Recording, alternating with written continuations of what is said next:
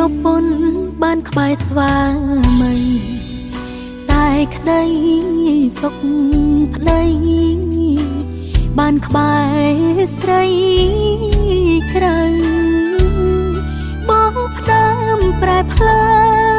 កចេះស្រែកមួម៉ៅទៅរកមហូបក្រៅឆ្ងាញ់ណាស់មែនទេមេរោគតណ្ហាត្រួតត្រាខួរបងស្របពេលដែលអូនចិត្តឆ្លងទុនលេមនុស្សស្រីឯណាខ្លះដូចខ្ញុំតែប្រពន្ធគ្រប់ខែប្តីក្បែរស្រីផ្សេងមានលុយមានឡានបានប្រយោជន៍អ្វី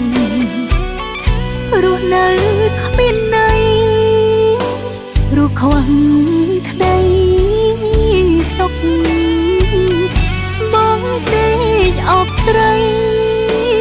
អូនដេកអបទុកហូរឈាមទាំងធ្លុកក្នុងមុនទីពេលទឹកភ្នែកតក់ស្រក់លើត្បូងគោបងធ្វើឲ្យអូនមានអារម្មណ៍ឆ្អែតទុំធ្វើបងធ្វើអាក្រក់ហួសហេតុលែងលះបែងចែកផ្លូវគ្នាដើរចុះ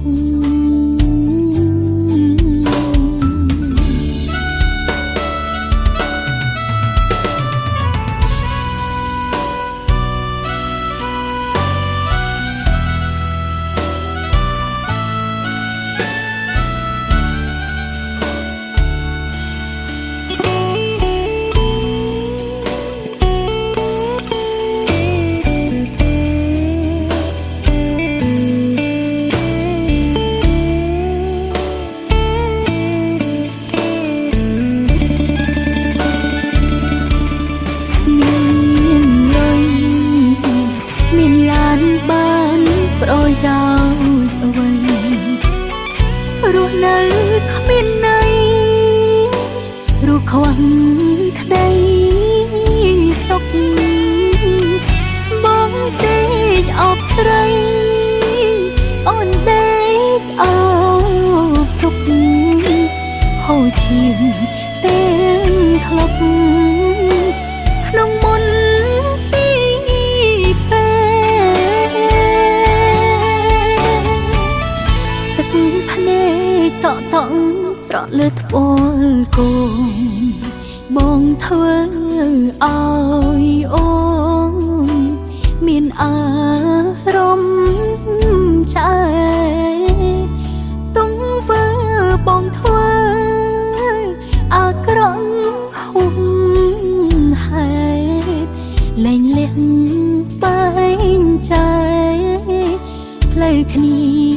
ដើរចុះ